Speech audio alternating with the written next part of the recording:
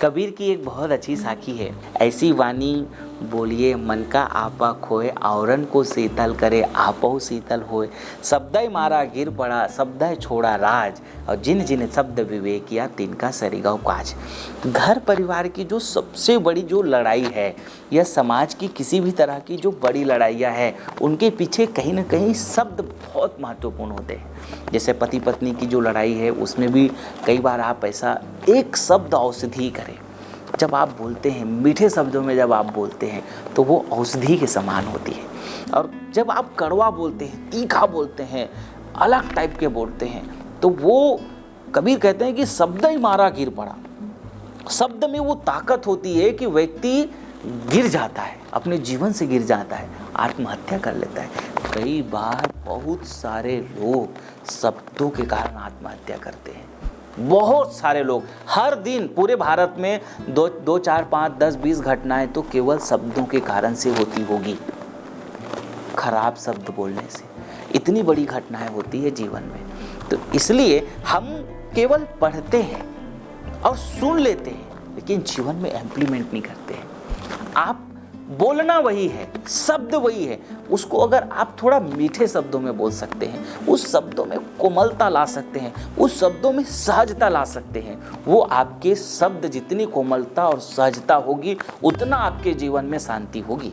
तो कबीर ने जो लाइनें कही हैं, ये लाइनें हमारे जीवन के लिए इतना महत्वपूर्ण है। सब लोगों ने पढ़ा, सब लोगों ने सुना, लेकिन आदमी इसको उल्टा करता है। चाहते हैं कि दूसरा उनसे मीठा बोले और हम कड़वा बोलेंगे। प्रकृति का नियम है, जो दोगे वो मिलेगा। देखो, किसी को अगर आप हाथ जोड़ोगे तो सामने वाला की प्रवृत्ति सहज रूप से वो हाथ जोड़ेगा। अगर वो बहुत वज्र क्रोधी किस्म का इंसान है, अगर हाथ नहीं जोड़ भी पाया, तो आप देखोगे, प्रैक्टिकल चेक करके देख लेना, वो कम से कम अपना सर ऐसे करेगा।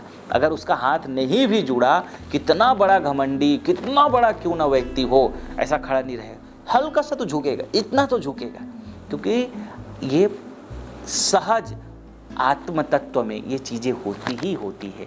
तो जब आप जितने अच्छा शब्दों का प्रयोग करोगे, तो सामने से भी वो शब्द आपको देखने को मिलेंगे, वो आपको शब्द। और जब आप कड़वा बोलोगे, आप किसी को एक गाली दोगे तो वो 2 गाली देगा, क्योंकि जो दोगे वो मिलेगा। ये सहज प्रवृत्ति है, सहज प्रकृति है।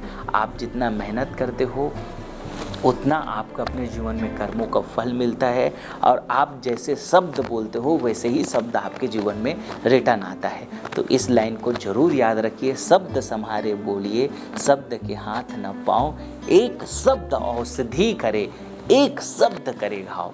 एक शब्द औषधि के समान भी है, और एक शब्द जो है घाव के समान है, उसके पूरे जीवन को घाव से भर देगा। वो जिंदगी भर के लिए दुश्मन बन सकता है, जिंदगी भर के लिए मित्र बन सकता है। आपके शब्द में वो ताकत है, जो आप अपने शब्दों से बहुत कुछ बदल सकते हो। आज हमारे देश में नरेंद्र मोदी जी हैं, अपने अच्छे शब्दों और अच्छे अपने कर्मों के कारण से आज पूरी दुनिया में, पूरे भारत में मैं उनकी सभाओं को देखता हूँ तो कितनी भारी भीड़ होती है, कितने लोग उनको सुनने आते हैं। जब बड़े बड़े कोई संत अच्छा बोलते हैं तो उसको कितने लोग सुनने आते हैं। वो शब्दों में जादू है, वो शब्दों में ताकत है। जब आप उन शब्दों को संभाल करके बोलते हो, उन शब्दों को अच्छा तरह से बोलते हो, तो आपके जीवन की दशा और दिशा दोनों बदल जाती है। इसलिए हमेशा ध्यान रखो, कहाँ बोलना है, कहाँ नहीं बोलना है, कितना बोलना है, कितना नहीं बोलना है, ये जीवन का बहुत महत्वपूर्ण है। जो व्यक्ति ये समझ लेता है अपने जीवन में, कहाँ बोलना है, कहाँ नहीं बोलना है,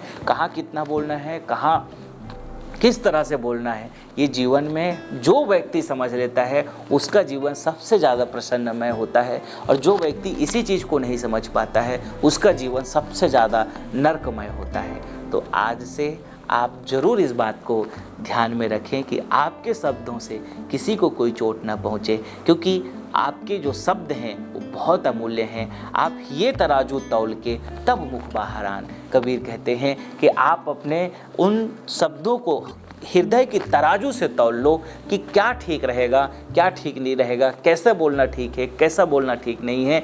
ये तराजू तौल के तब मुख बाहर आन। ऐसा जब आप करते हो तो आपके शब्द बहुत अच्छा होते हैं, तब आपका शब्द बहुत बढ़िया होगा। बहुत बहुत धन्यवाद।